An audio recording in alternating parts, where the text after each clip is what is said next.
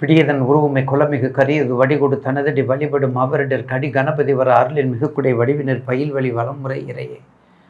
ஈசனே சிவகாமி நேசனே என ஈன்ற தில்லைவாழ் நடராஜனுடைய திருவடியை வணங்கி இன்று நிகழும் மங்களகரமான விஸ்வாவசு ஆண்டு கார்த்திகை மாதம் 12ஆம் நாள், அதாவது 28/11/2025 வெள்ளிக்கிழமை, சதய நட்சத்திரம் சித்தயம் கூடிய சுபதினத்தில் 28/11/2025 முதல் 27/7/2026 வரை அனுகிரகமும் அனுகூலமும் அருளும் அருள்மிகு சனீசனுடைய வக்கர நிவர்த்தி நடைபெறுகின்றது.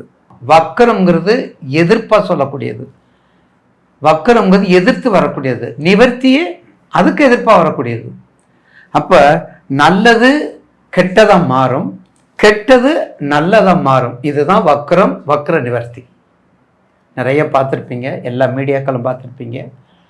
வளவளப்பு கொலவளப்புக்கு இல்லை ஐயா, இருக்கிறதுபடி சொல்லணும், உள்ளபடி சொல்லணும் என எங்களை நம்பி கேட்குறீங்க.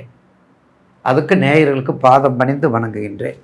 அப்போ வக்கர பயிற்சி, வக்கரம் முடிஞ்சிருச்சு, இப்போ நிவர்த்தி ஆகுது. அப்போ இந்த 240 கிட்டத்தட்ட ஒரு 240 நாள் 200 நாளைக்கு மேலே வருதுன்னா அந்த நிவர்த்தி குறிப்பாக யாருக்கு என்ன செய்யும், எந்த 12 ராசிக்குள்ள எந்த ராசிக்கு என்ன செய்யும், எது நன்மையை கொடுக்கும், எது தீமையை கொடுக்கும், இதுதான் நமக்கு வேண்டியது. அந்த வகையிலே அடுத்து நாம் காண இருப்பது கடகராசி. காலபுருஷனுக்கு மதிப்பற்றவை, காலபுருஷனுக்கு வணக்கத்துக்குரியவை, காலபுருஷனுக்கு எல்லா வகையிலும் சிறப்பானவை. காலபுருஷனுக்கு 4ஆம் இடம் தாயாருக்கு உரியது, கற்பனைக்கு உரியது, பெரியர்களுக்கு உரியது, அம்மனுக்கு உரியது. பார்த்தீங்களா, அம்மனுக்கு உரியது, கற்பனைக்கு உரியது, பெரியர்களுக்கு உரியது, பிரசாதத்துக்கு உரியது,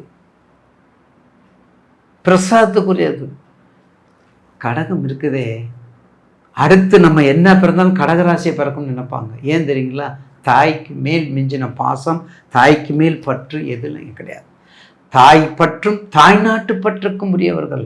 தாய் பற்று, தாய்நாட்டு பற்று, அதுக்கடுத்து அரசியல் பற்று. கடகராசியை பாருங்க, விருச்சிக ராசியை பாருங்க, மீன ராசியை பாருங்க, மற்ற ராசியுடன் அதிலே சனி சம்பந்தப்பட்டு இருக்கணும், சனி சம்பந்தப்பட்டு இருக்கணும். அப்போ கடகராசி நேயர்களுக்கு அத்தனை செல்வங்களும் வரும், அத்தனையும் அவங்களுக்கு எப்படி இருக்குன்னு பாருங்க.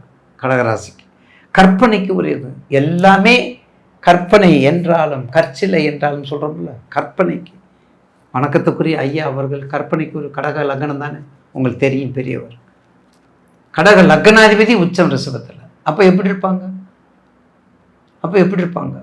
அதுக்கடுத்த அம்மா மிதுன லக்கணம் சிம்மராசி, எப்படி இருப்பாங்க?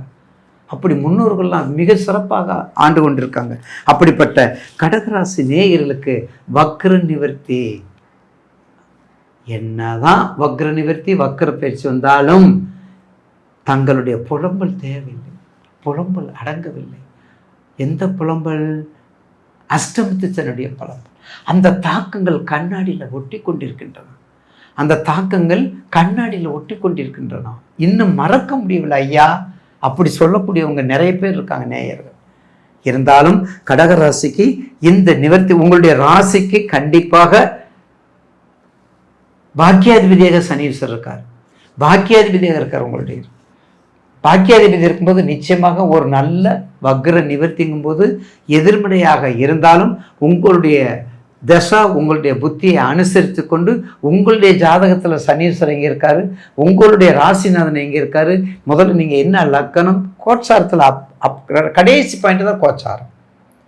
உங்கள் ஜாதகத்தில் யார் யார் எங்கே இருக்காங்கன்னு மட்டும் பரிசீலனை பண்ணி கொண்டு உங்களுக்கு வேண்டிய தொழில், நிலம் நீர் சம்பந்தப்பட்டது, மீன் சம்பந்தப்பட்டது, பார்த்தீங்களா, நிலம் சம்பந்தப்பட்டது, நீர் சம்பந்தப்பட்டது, உடல் சம்பந்தப்பட்டது, குடல் சம்பந்தப்பட்டது, பார்த்தீங்களா, நீர் சம்பந்தப்பட்டது, நிலம் சம்பந்தப்பட்டது, உடல் சம்பந்தப்பட்டது, குடல் சம்பந்தப்பட்டது. ஏன் குடலுக்கு போயிருக்கிறேன்? டேஸ்ட் பிரியர் நீங்கள் தான், உணவுக்கு உரியவர் நீங்கள் தான். அதுக்கு தான் பிரசாத ராசி.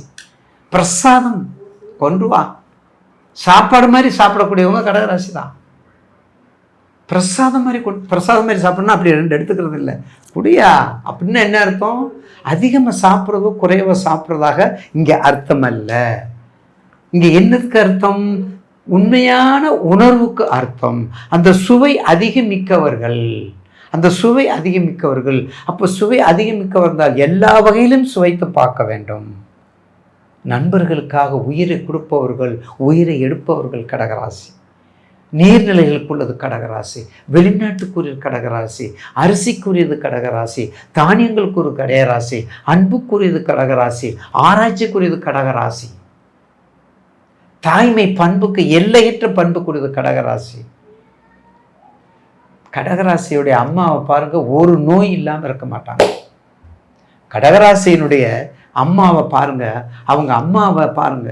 ஏன்னா கடக ராசிக்கு 5ஆம் இடம், கடக ராசிக்கு 5ஆம் இடம், ராசிநாதன் நீச்சம், அது காலப்புருஷனுக்கு 8.